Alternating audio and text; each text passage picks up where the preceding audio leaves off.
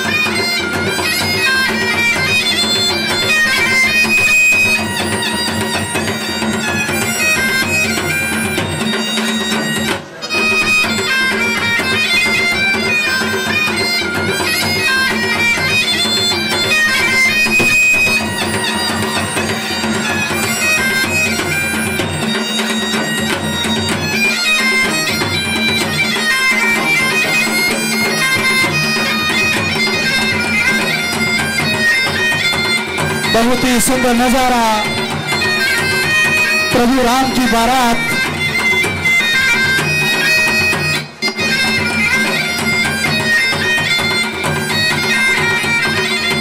और बारातियों का स्वागत।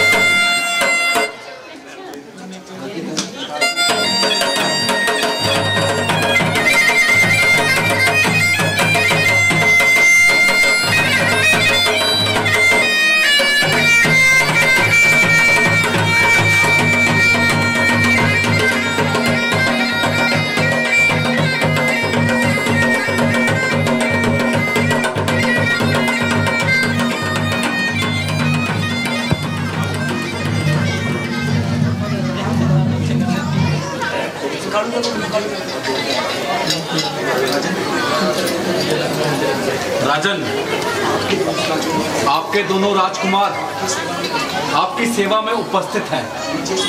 लीजिए, संभालिए अपने हंसों की जोड़ी को और मुझे जाने की आज्ञा दीजिए। वाह मुनि जी, आपने अच्छी कही। कृपया कृपया आप यह महायज्ञ भी आप ही पूर्ण कीजिए। अवश्य महाराज।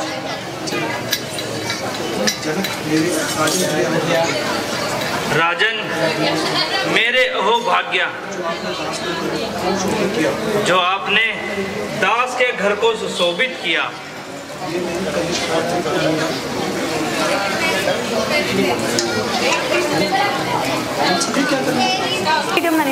गुरु जी, अब आप विवाह की तैयारी शुरू कीजिए। अवश्य महाराज, चलिए।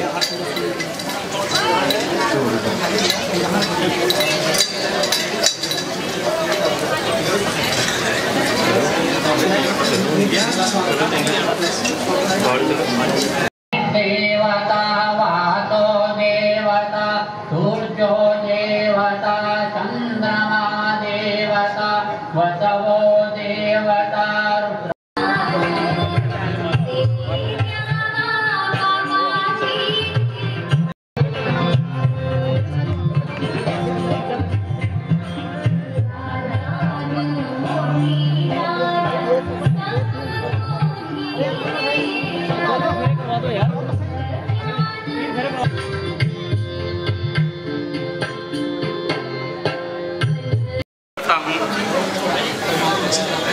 और परमात्मा से प्रार्थना करता हूँ कि तुम सभी अपने गृहस्थ जीवन का सुखपूर्वक व्यतीत करो।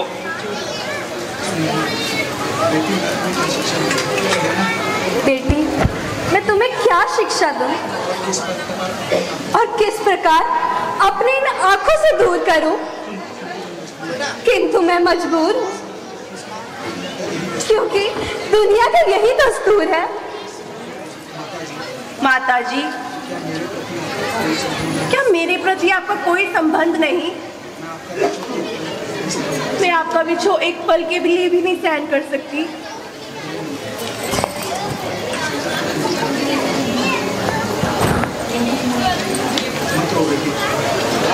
मत रो बेटी, तेरा रोना सुनकर मेरा कलेजा फटा जा रहा है। तुमको तो कौशल्या जैसी धर्मात्मा सास मिलेगी, तुम तो उनके साथ घुल मिल जाओगी, पर मैं क्या करूंगी? मेरी तेरे लिए यही आज्ञा है कि अपने पति, सास और ससुर की सेवा करना। पिताजी, आज आपने भी मुझे पराया कर दिया। अगर इस संसार का यही नियम है तो अब मैं आपके सामने क्या कहूँ?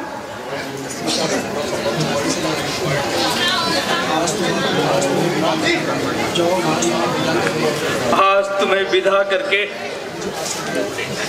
मुझे असहाय वेदना हो रही है, किंतु इस संसार का यही नियम है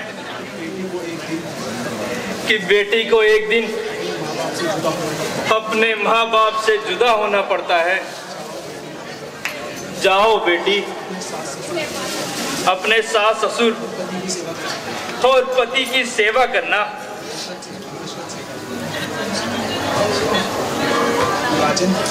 राजन, अभी मेरी पुत्री नादान है। यदि आपकी इच्छा के विरुद्ध कोई कार्य कर दे तो उसे क्षमा कर देना।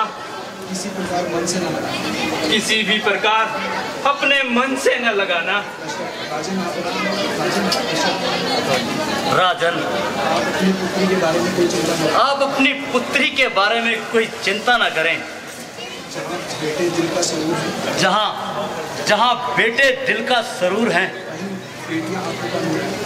सीता आंखों का नूर है।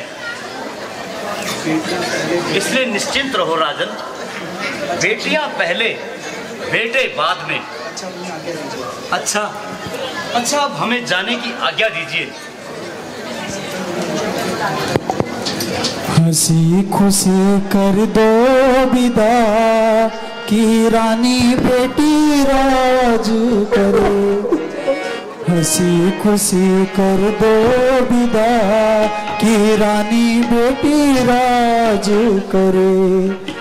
महलों का राजा मिला कि रानी बेटी राज करे।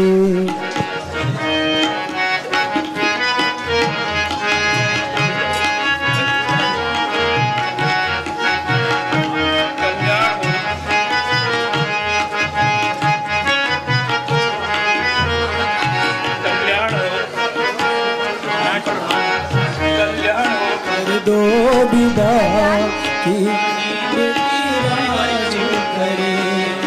हंसी खुशी कर दो विदा की रानी बेटी राज करे।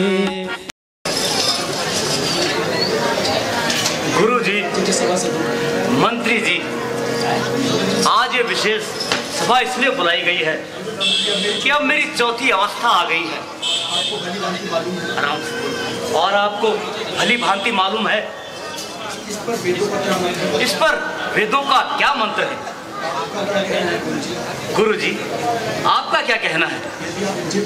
यदि आप मुझे पूछते हैं तो मैं आपको यही परामर्श दूंगा कि अब आप राम को अयोध्या का राजा बना दीजिए। आपकी राय हमें मंजूर है। तो ठीक है। कल का दिन अत्यंत शुभ है, इसलिए कल ही राज तिलक होना उचित है। और मेरे विचार से राम सबसे बड़ा है, वह योग्य भी है। क्यों ना उसे ही अयोध्या का राजा बना दिया जाए। आप सबका क्या विचार है? अति उत्तम विचार है। तो ठीक है मंत्री जी, राम को इसी समय बुलाया जाए। जो आज्ञा महाराज।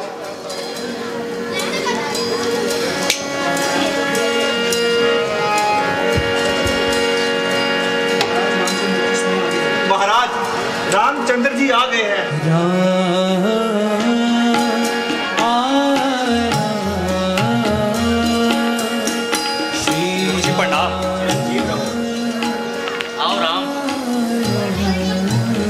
श्री प्रणाम। खुश रहो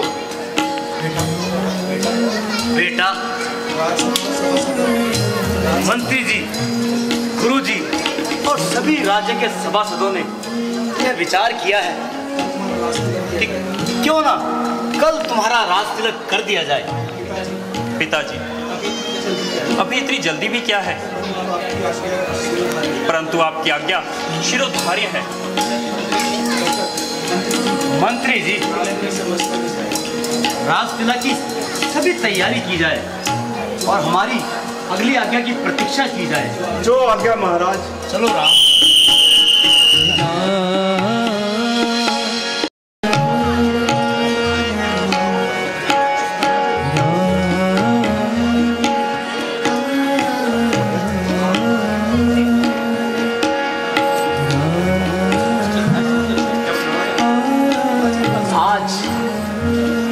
सुंदर शब्द कर्ण गोचर हो रहे हैं। हे अयोध्या नगरी, तू धन्य है जिसे श्री राम जैसा धर्मात्मा न्यायप्रिय राजा मिल रहा है। मैं तो उस दृश्य की कल्पना कर रहा हूँ जब अयोध्या के राज दरबार में श्री रामचंद्र जी माता सीता के साथ विराजमान होंगे।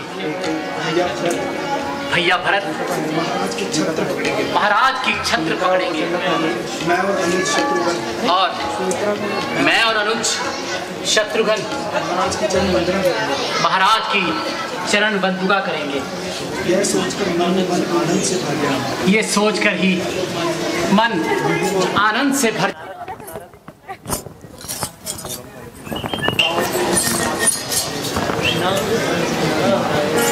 नारायण नारायण। देव ऋषि प्रणाम। आयुष्मान हो। हमारे अहोभाग्य जो आपने इस सुअवसर पर आकर हमें दर्शन दिए। किस शुभ अवसर की बात कर रहे हैं? देव ऋषि, कल श्री रामचंद्र जी का राज्य अभिषेक होने वाला है। नारायण नारायण। किंतु क्या देव ऋषि? आप रुक क्यों गए? बस ऐसे ही जरा मन भारी सा है। वह क्यों देव ऋषि? अब मैं अपने मुंह से क्या कहूँ? जो होनी होती है उसका ज्ञान सभी को पहले से ही होता है। देव ऋषि, आप किस ज्ञान की बात कर रहे हैं? जरा स्पष्ट कीजिए। नारायण नारायण। रहने दीजिए लक्ष्मण जी।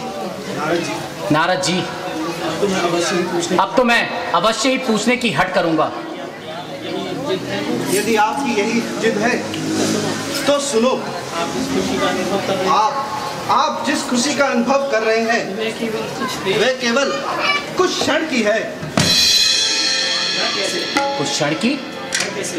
वह कैसे? अब तो राज आज्ञा भी हो चुकी है। सो तो मुझे भी ज्ञात है, किंतु आपके महलों में तो कुछ और ही मंत्रणाएं चल रही हैं। कैसी मंत्रणाएं देव ऋषि? जरा स्पष्ट कीजिए। लक्ष्मण को यूं भ्रम में मत डालिए। तो स्पष्ट ही कह देता हूँ। कल श्री रामचंद्र जी का राज्याभिषेक ना होकर भरत का राज्याभिषेक होने वाला है। भरत का राज्याभिषेक?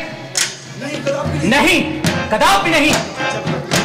जब तक मेरी भुजाओं में बल है, मैं किसी की ताल नहीं करने दूंगा। चाहे संसार की सारी शक्तियां मेरे विरुद्ध क्यों ना हो जाए, आकाश के सूर्य, चंद्र और तारे चाहे अपनी गतिविधि क्यों न बदल ले, दशों दिशाओं के दिग्गज और दिक्पाल चाहे अपने कर्तव्य से विमुख क्यों न हो जाए, फिर भी मैं किसी की ताल नहीं करने दूंगा। भरत, ओ भरत, मैं तुझे राज्य कदापि न मिलने दूंगा। नारद जी, काल की मैं ज्वाला हूँ, देश का महासागर हूँ मैं, और चाल का मैं भेद हूँ, रक्त का चक्कर हूँ मैं। जब तक हृदय में शांति है, जब तक हृदय में शांति है, तभी तक मैं हूँ। और जाऊं यदि क्रोध से तो महाप्रलय हूँ मैं। मेरा क्रोध जब उगरेगा तो यह अयोध्या की स्थान में होगी, आकाश की देवभूमि भी पाताल में होगी। मैं अपने विष के बाणों से तीनों लोगों को जला दूंगा। भरत, ओ भरत, तुझे राज्य का स्वाद चखा दूंगा।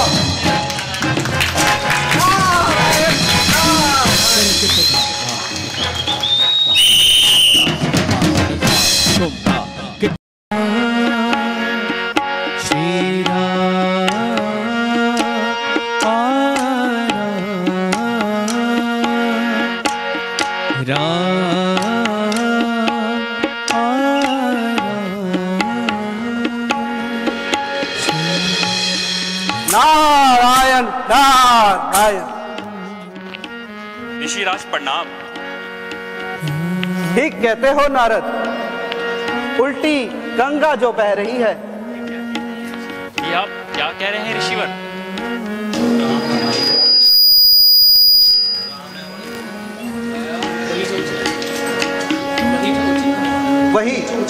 वही जो उचित है। आप अपने में ही मस्त हैं। हम चाहे भला आपकी कष्ट ही क्यों ना सह रहे हो, हमारे नारायण को हमारी काहे की चिंता। प्रभु, आपने रावण और आदि राक्षसों को मारने का जो ये नर अवतार लिया है, क्या आप पृथ्वी में आकर सब कुछ भूल गए? आप ठीक कह रहे हो देव ऋषि, किंतु रावण आदि राक्षसों को मारने का समय अभी नहीं हुआ। तभी तो कहा प्रभु, आपको तो अब समय का ज्ञान भी ना रहा। तो क्या त्रेता युग का प्रथम चरण बीत चुका? हाँ भगवान, यदि यही याद दिलाने को मैं यहाँ आया हूँ। कल आपका राज्याभिषेक होने वाला है। आप राजकाज में फंस जाएंगे तो आप कुछ नहीं कर पाएंगे। उधर ऋषि मुनि वानर का रूप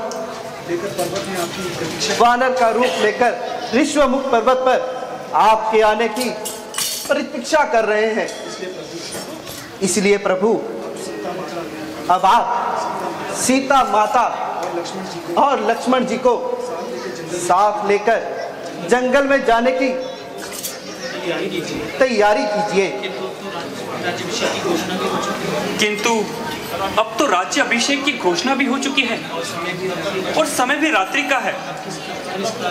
अब किस प्रकार से इस कार्य में बाधा डाली जाए? प्रभु, आप इसकी चिंता न कीजिए, मैंने सब प्रबंध कर दिया है। अच्छा, तो आप यहाँ भी चुप न बैठ सके? प्रभु, ये भी आपकी कृपा है।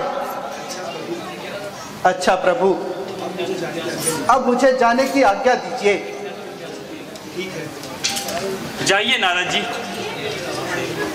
नारायण नारायण। बहुत खुश हूं।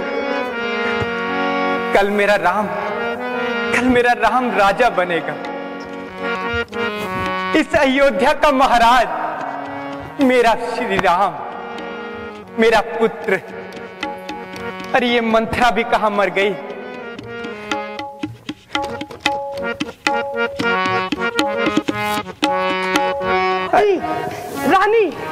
रानी, अरे करमजली, आई तो सही, कहां मर गई थी? देख, तेरे लिए कितना बहुमूल्य हार मैंने सबसे पहले निकाल के रखा था। ला, स्वयं तुझे अपने हाथों से पहना दूं। मेरी मंथरा दाई, माला गले में मत डालो रानी, गला ही काट कर फेंक दो, जिससे कि तेरे बुरे दिन अपनी आंखों से न देख सकूं। चुप रह, जाने क्या बकबक करती रहती है। बुरे दिन आए मेरे बैरियों के। मंथरा, कहीं तूने आज नशा तो नहीं किया? और तेरी ये दशा क्यों हो रही है? क्या हुआ है तुझे? तेरी यह दशा देखकर मुझे आशंका होने लगी है कि राम तीनों भाइयों सहित और महाराज कुशल से तो हैं। सब कुशल से है, किंतु तुम्हारी ही कुशलता नहीं दिखाई देती। अरे मंथरा, अरे मेरी मंथरा, मैं तो खुशियों के सागर में डुबकियां लगा रही हूं। मुझे तो सिर्फ एक ही बात दिखाई दे रही है कि मेरा राम कब राजा बनेगा, कब अयोध्या के आसन पर बैठेगा। हाय हाय हाय, फूट गए करम। मुंह जली, तेरा रूप अच्छा नहीं, कम से कम बातें तो अच्छी किया कर। व्यर्थ की बातें बनाई जा रही है। ओहो, अच्छा समझी, तुझे लखन लाला ने कुछ कहा है ना? क्योंकि मेरा राम कभी किसी को कभी बात कह ही नहीं सकता। क्यों कहेगा? सबसे मीठा रहकर ही तो सारी अयोध्या का राज हड़प कर जाएगा। अरे करमजली, तेरी जीभ खिंचवा लूंगी, समझी? अरे राम बड़ा है, वही राजा बनेगा, और फिर सूर्यवंश की रीत ही यही है। रीत का परिणाम सोचा है कभी? राजा बनेगा राम और भरत बनेगा दास और तुम बनोगी दासी। अरे कुटल बुद्धि, ओफो, तेरे मन में ये राम के लिए ऐसा विष कहां से आया? मेरा राम अपनी जननी कुशल से अधिक प्रेम मुझसे करता है और अपने छोटे भाइयों से, अपने प्राणों से भी अधिक प्रेम करता है। तेरी तो बुद्धि ही मारी गई है। बुद्धि मेरी मारी गई है या तुम्हारी रानी? वह दिन भूल जाओ जब राम तुम्हारे स्नेह का ढंग बताता था, भरत को अपने प्राणों से ज्यादा प्यार करता था। अब तो भरत के प्राणों की चिंता करो रानी। भरत राम के रास्ते का कांटा है। राम उसे रास्ते से हटाने के लिए न जाने कैसे कैसे षड्यंत्र रचेगा।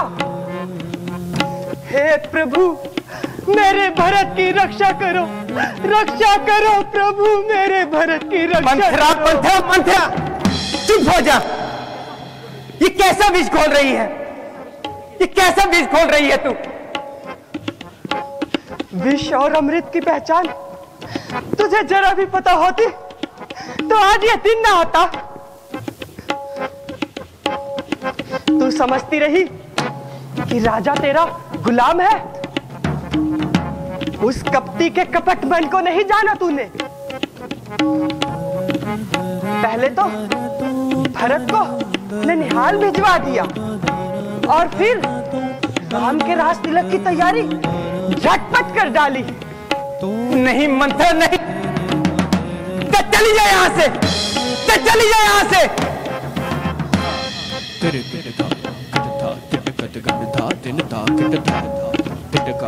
इस प्रकार मुझे मत बहका। इतना बड़ा कुचक्र, ऐसा घोर षड्यंत्र,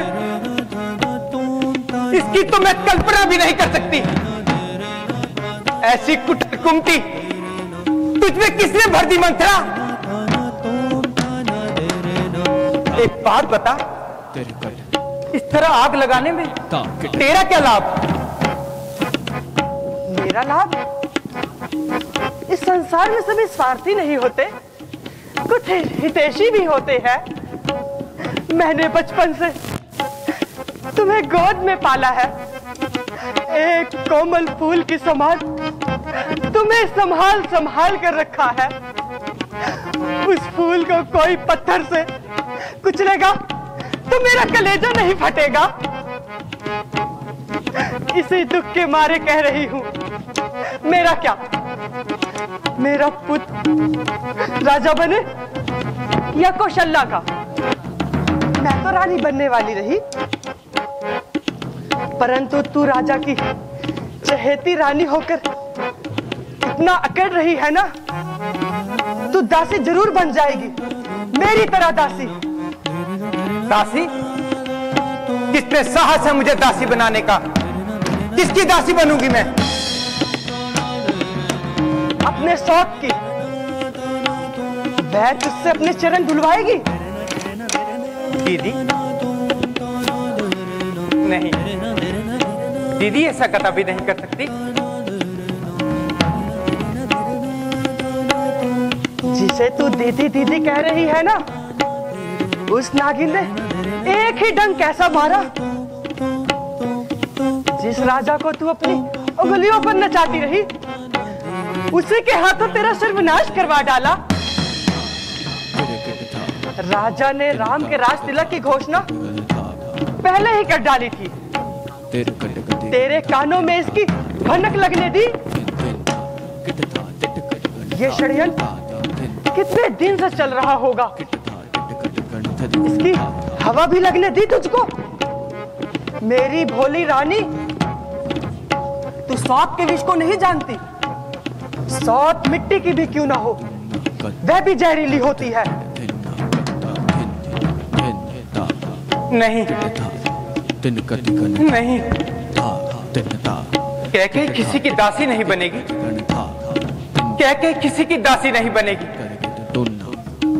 सौत की दासी बनने से पहले मैं विषपान करके मर जाऊंगी, लेकिन कह के किसी की दासी नहीं बनेगी। मरने की कोई सोचती है मूर्ख, जीतने की सोच। यह सोच सौत की जीती हुई बाजी कैसे पलटी जाए। राम की जगह तेरा बेटा राजा बने। मंथरा, अब ये झूठे सपने क्यों दिखा रही है? कल भोर होते ही राम राजा बन जाएगा, कैलोराज में एक रात बाकी है। एक रात में क्या हो जाएगा मंत्रा? प्रलय, महाप्रलय। प्रलय? प्रलय तो एक क्षण में होती है रानी। अभी तो हमारे पास पूरी रात बाकी है। अगर तुमने सही पासा फेंका तो जीत हमारी होगी।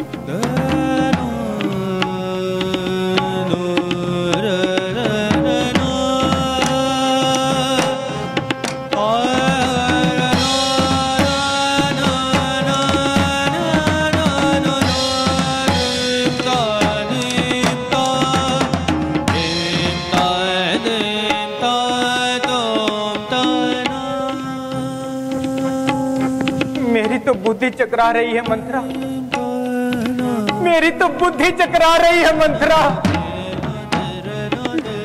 मुझे कुछ समझ नहीं आ रहा, मैं क्या करूं मंत्रा, मैं क्या करूं मंत्रा। इस समय तू ही सब कुछ है मंत्रा, तेरे से बढ़कर इस संसार में मेरा और कोई तेजी नहीं। तू जो रास्ता के उसी रास्ते चलेगी, के उसी रास्ते चलेगी मंत्रा। रास्ता भी मैं ही बताऊं? और कौन बताएगा मंत्रा? तो सुन, महाराज के तुम्हारे पास 2 वरदान बाकी है। वरदान? क्यों भूल गई? तुमने ही तो ये कहानी सुनाई थी मुझे देवासुर संग्राम में, जब महाराज इंद्र की सहायता करने और तुम उनके सारथी बनकर युद्ध में गई थी। राजा बुरी तरह से जख्मी हो गए थे और वही मूर्छित हो गए थे, और तुमने सारथी बनकर बहुत बहादुरी से महाराज की जीवन रक्षा की थी। महाराज ने प्रसन्न होकर तुम्हें 2 वरदान दिए थे। मांगो, क्या मांगती हो? और तुमने कहा था फिर कभी मांग लूंगी। अब वह दिन आ गया है रानी, जिससे हमारा काम बन जाएगा। अच्छा, वह कैसे? तुम्हारी पहली मांग होगी राम की जगह भरत का राज्याभिषेक। वाह मंत्रा वाह, तेरे मुंह में घी शक्कर। और दूसरे वर्ष से? और दूसरे वर्ष से राम का 14 वर्षों का वनवास। राम वनवास? किंतु राम को वनवास क्यों? क्यों पिघल गई ना? रूठ ना मंत्रा, मैं तो बड़ी ना समझू ना, तुझे समझा कर कहना, अवश्य इसमें कोई अच्छी बात होगी। यह मोह ममता का समय नहीं है रानी, कूटनीति का समय है। राम को अयोध्या की प्रजा अपना जादू डाल रखा है। वह राम को लेकर विद्रोह कर सकते हैं। इस प्रजा में आक्रोश पर पैदा करने के लिए कुछ वर्ष तो लगेंगे ना।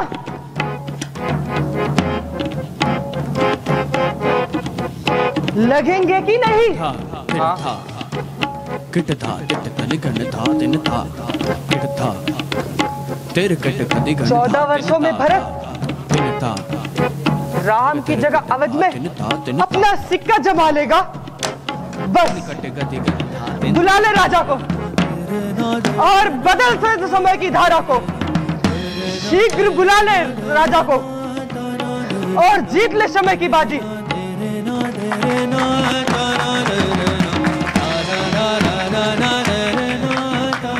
बस मंथरा बस, अब बाकी सब मुझ पे छोड़ दे। मैं अभी कोप भवन जाती हूं, ऐसा त्रिया चरित्र रचाऊंगी कि सारी बाजी उलट कर रख दूंगी।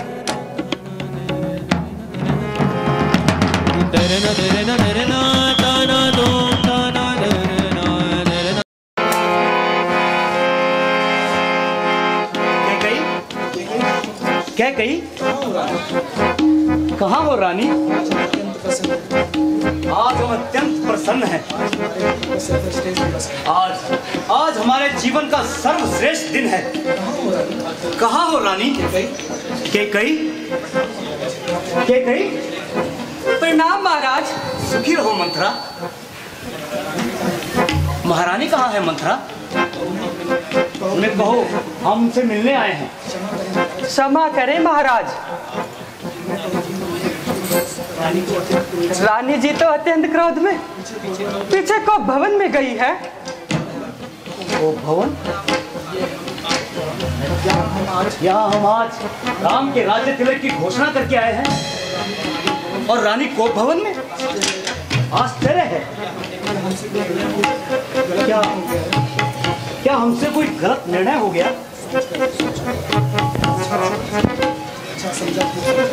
अच्छा, समझा, खूब समझा। रानी को हमने इस निर्णय की सूचना नहीं दी।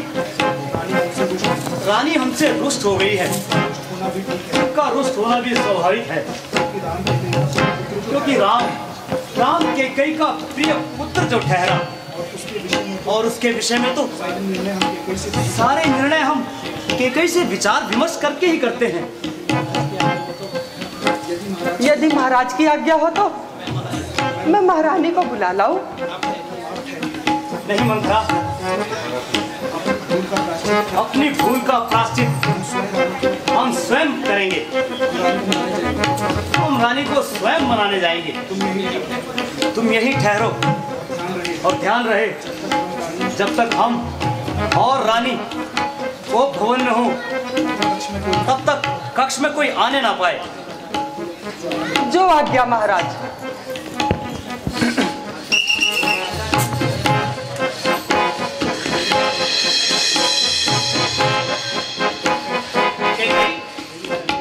मेरी प्यारी रानी, यह क्या? कैकई? अरे सुनती हो कैकई?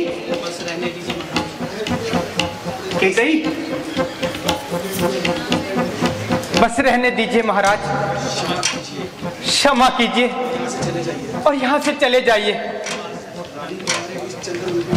रानी, तुम्हारे इस चंद्र रूपी मुख पर यह क्रोध की लालिमा शोभा नहीं देती। जानती हो रानी, हम तुमसे इतना स्नेह क्यों करते हैं? जब भी हम किसी घोर संकट में होते हैं, क्योंकि जब भी हम किसी घोर संकट में होते हैं तो अपनी बुद्धिमता से उस संकट का उचित निवारण कर देती हो। आओ रानी, हमारे निकट तो आओ। रहने दीजिए महाराज, आज मैं आपकी इन चिकड़ी बातों पे नहीं आने वाली।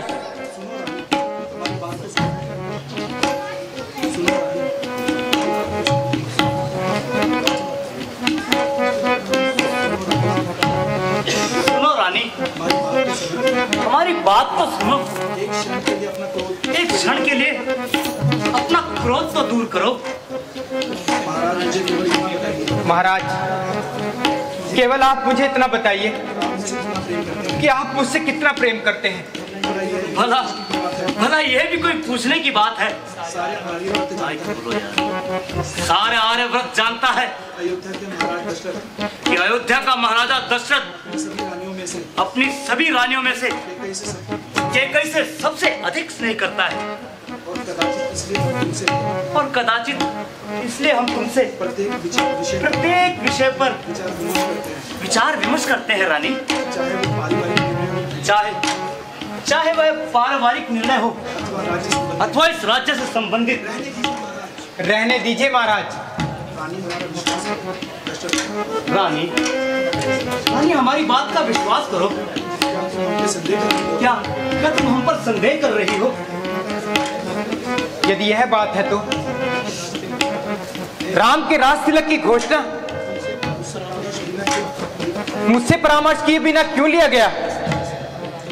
रानी, हमने पहले ही अनुमान लगा लिया था कि तुम इसी बात को लेकर अब प्रसन्न हो। चलो चलो, हम अपनी भूल स्वीकार करते हैं। अब तो प्रसन्न हो जाओ रानी। हमें वो अपना मनोहारी रूप दिखाओ जिसे देखकर हम आनंदित हो जाएं। प्रश्न तो यह है महाराज, जब भरत और शत्रुघ्न भी यहाँ नहीं है तो आप यह निर्णय कैसे ले सकते हैं? क्या आपको ज्ञात नहीं कि राज्य के उत्तराधिकारी का निर्णय सभी राजकुमारों की उपस्थिति में होता है? रानी, मैं तुम्हें विस्तार पूर्वक सारी बात बताता हूँ। आज जब राज्यसभा में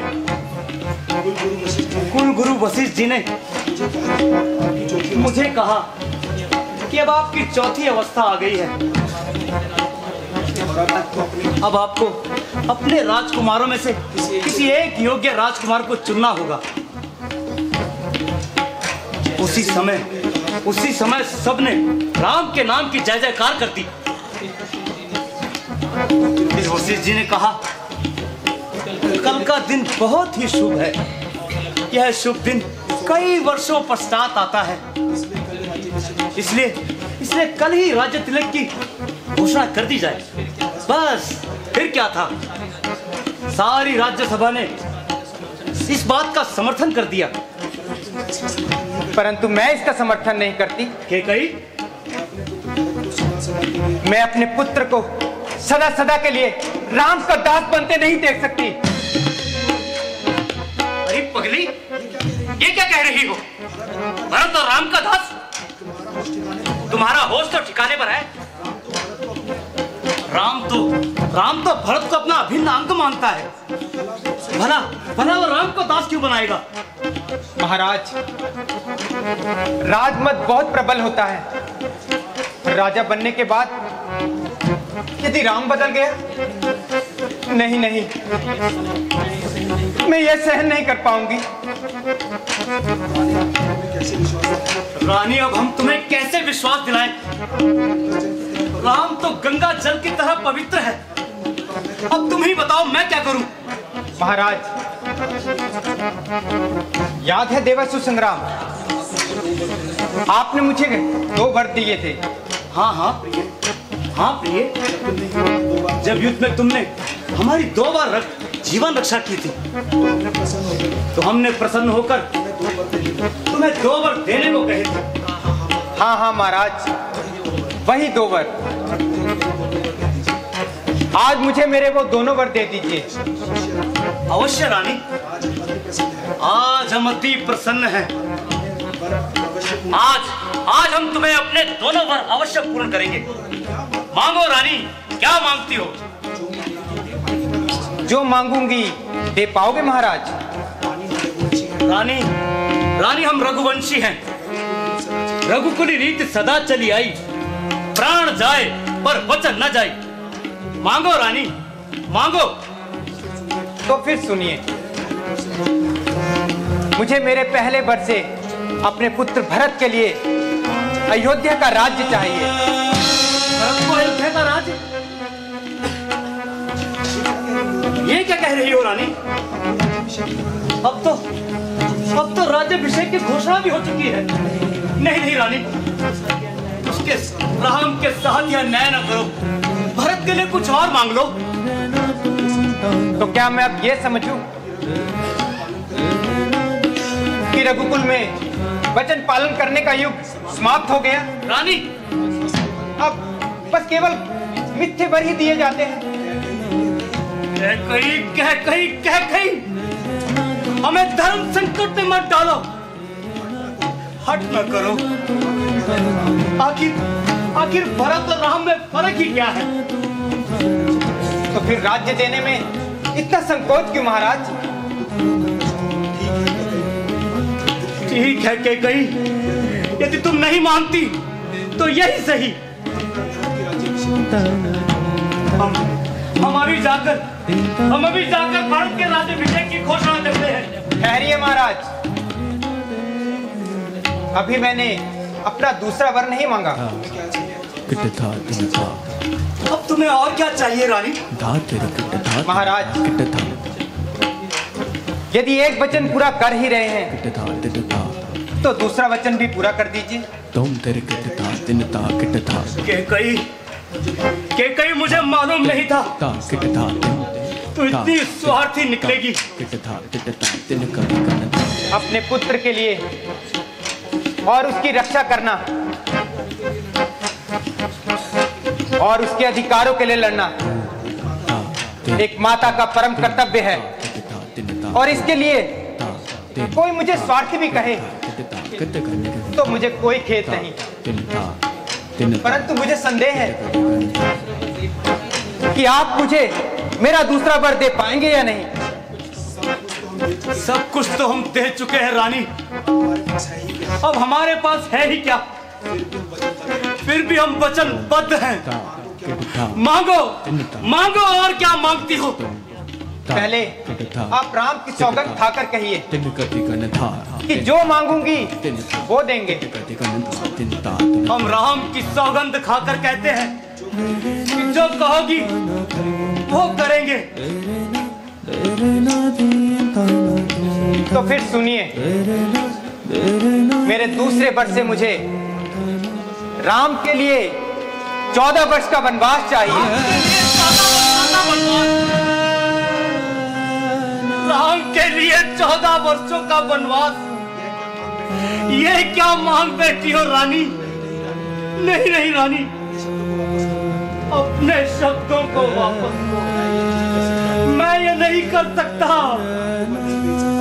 मैं राम को वन नहीं बेच सकता। राम तो मेरी आत्मा है। भला शरीर से भी कोई आत्मा दूर हो सकती है।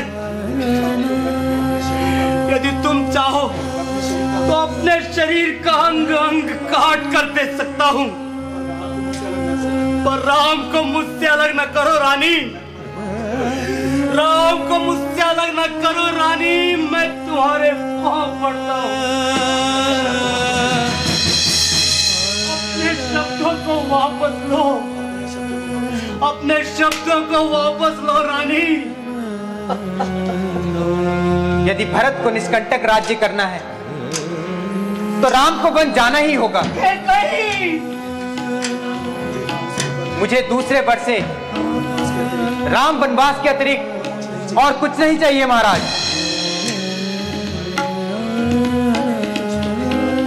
अरे पगली, कुछ तो मेरी लाज रख।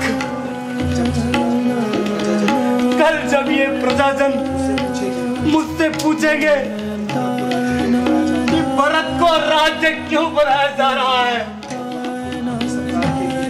और राम को किस अपराध के लिए वनों में भेजा जा रहा है, तो इन्हें मैं क्या उत्तर दूंगा?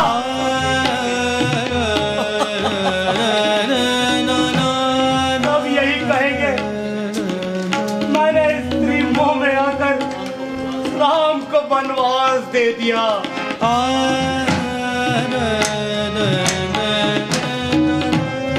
यह सब तो आपको वर देने से पहले सोचना चाहिए था महाराज। आपने क्या सोचा कि कैकेयी क्या मांगेगी? कुछ नए वस्त्र या सौंदर्य का सामान या कोई रंग महल? नहीं महाराज, कैकेयी इतनी भोली नहीं। ये दोनों वर तो मैंने मानो ब्रह्मास्त्र समझकर अपने पास रखे थे, सो आज मांग लिए। अब मेरा भरत अयोध्या का राजा होगा और राम को वन जाना ही होगा। कैकेयी, ये तू नहीं नहीं बोल रही है, ये मेरा काल बोल रहा है।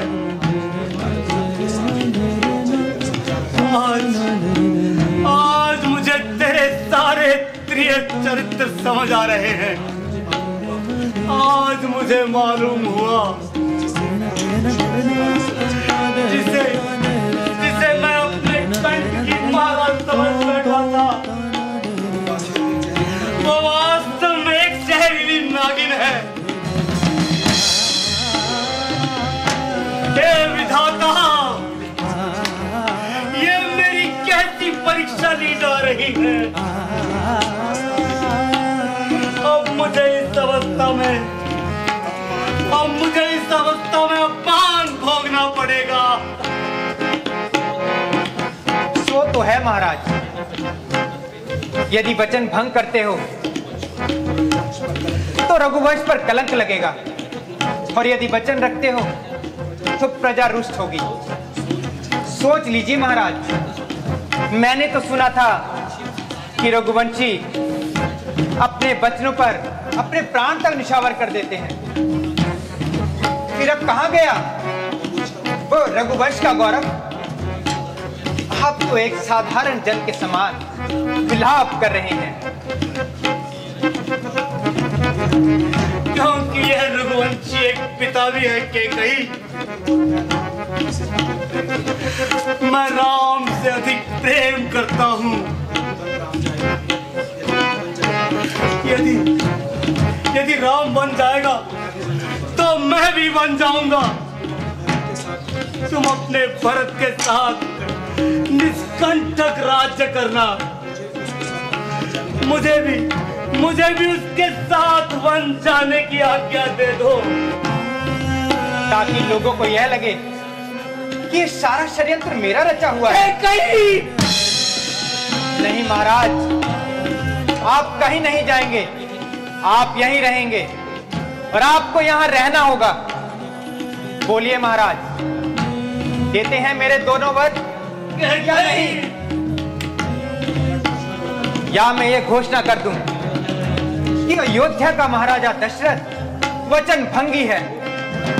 बोलिए महाराज, बोलिए, आपने मुझे मेरे वर दिए या नहीं? बोलिए महाराज, बोलिए, आपने मेरे दो वर मुझे दिए या नहीं?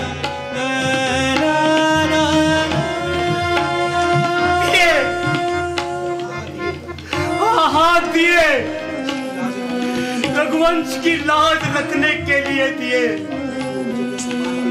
अपने पूर्वजों के सम्मान के लिए दिए। इन वरों के साथ साथ तुझे अपने प्राण भी दिए केकई, तुझे अपने प्राण भी दिए। और याद रखना राम वन नहीं जा पाएगा।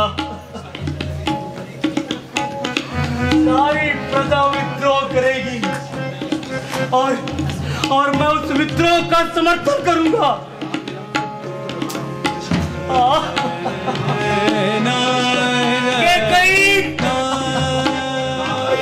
राम, मेरे पुत्र राम, मुझे क्षमा करना मेरे पुत्र।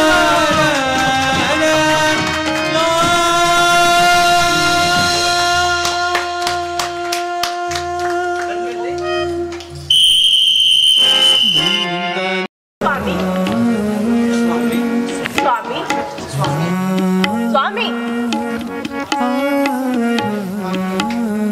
हाँ प्रिय, क्या तुमने हमसे कुछ कहा? अयोध्या के होने वाले महाराज को यह शोभा नहीं देता कि वे अपनी धर्मपत्नी के परिणाम का उत्तर ही ना दे। अभी तो आप कल महाराज बनेंगे, आज से ही राजपाट की चिंता क्यों? थोड़ा विश्राम कर लीजिए स्वामी। सीते, किसी भी राज्य का राजा होना अत्यंत कठिन कार्य होता है। सामान्य मनुष्य बनकर रहना सबसे सरल है। राजा एक ऐसा केंद्र बिंदु है जिसके चारों ओर मंत्री, सेनापति, सभासद और दास, सामान्य जन निरंतर ही भ्रमण करते रहते हैं और राजा ही उन सबको बराबर का महत्व देता है। बस स्वामी बस, बस स्वामी बस। यहाँ हमारे शयन कक्ष में तो, यहाँ हमारे शयन कक्ष में तो राजपद, आप राजपाट, राजनीति की बातें ना करें, राजनीति की बातें ना करें। इतनी कठिनाई से तो हमें कुछ क्षण प्राप्त होते हैं और उन्हें भी आप इन सब बातों में व्यर्थ कर देते हैं। अच्छा, आप यह बताएं कि कल राज्य अभिषेक पे आप कौन से वस्त्र पहनेंगे? वनवासी और घेरवे वस्त्र। स्वामी, ये क्या कह रहे हैं आप? कृपया इस प्रकार की अनिष्टपूर्वक बातें ना करें। मैं सत्य कह रहा हूँ जनक नंदिनी। पिताजी ने मुझे अब वन का राज्य दे दिया। स्वामी, आप ये हंसी ठिठोली बंद कर, मुझे अत्यंत भय लग रहा है। स्थिति स्पष्ट करिए। सीते, माता कैकेयी ने पिताजी से 2 वर मांगे थे। एक वर से भरत को अयोध्या का राज्य और दूसरे वर्ष से मुझे 14 वर्षों का वनवास। स्वामी, ऐसे अचानक किस प्रकार? मुझे कुछ समझ नहीं आ रहा। प्रिय, माता पिता की आज्ञा का पालन करना प्रत्येक संतान का कर्तव्य है। पिताजी वचनबद्ध हैं और उनके वचनों को सिद्ध करना मेरा परम धर्म है। मैं प्रातःकाल होते ही वन की ओर प्रस्थान करूंगा। तुम विश्राम करो। मैं अन्य सभी से विदा लेकर अंत में तुम्हारे पास आता हूं। एक क्षण ठहरिए स्वामी, मैं आपसे कुछ पूछना चाहती हूँ। प्रिय, माता पिता के आदेश के अतिरिक्त तुम जो कुछ पूछना चाहती हो निसंकोच होकर पूछो। स्वामी, यह बताइए, क्या प्राणों के बिना शरीर जीवित रह सकता है? क्या चांद बिना चांदनी और सूरज बिना प्रकाश संभव है? नहीं प्रिय, यह संभव है। तो फिर आपने ये कैसे सोच लिया कि आपके बिना सीता यहाँ महलों में आनंदपूर्वक रह सकती है? स्वामी, मैं भी आपके साथ चलूंगी। नहीं नहीं प्राण प्यारी, तुम वन की भयंकरता को नहीं जानती। वहां अनेक प्रकार की कठिनाइयां होती हैं। कभी कभी तो कंदमूल फल खाकर ही संतोष करना पड़ता है। वहां भयंकर राक्षसों से भी सामना होता है। और फिर तुम तो अत्यंत कोमल और सौम्य हो। तुम वहां नहीं रह पाओगी। तुम यहीं पर रहकर माता कौशल्या की सेवा करो। स्वामी, आप स्वयं कह रहे थे ना कि माता पिता के प्रत्येक आज्ञा का पालन करना संतान का प्रथम कर्तव्य होता है। और अब आप ही मेरे माता पिता की आज्ञा पूर्ण करने में अवरोध उत्पन्न करते हैं। वह कैसे जनक नंदिनी? याद है, पिताजी ने जनकपुर से विदा करते समय मुझे क्या कहा था? हे पुत्री, आज से मैं तुम्हें श्री राम को सौंपता हूँ। ये जहाँ रहे उन्हें ही स्वर्ग समझना। ये जहाँ जाए तुम इनकी छाया बनकर इनके साथ चलना। ये जो खाए उसे ही 56 भोग समझकर ग्रहण करना।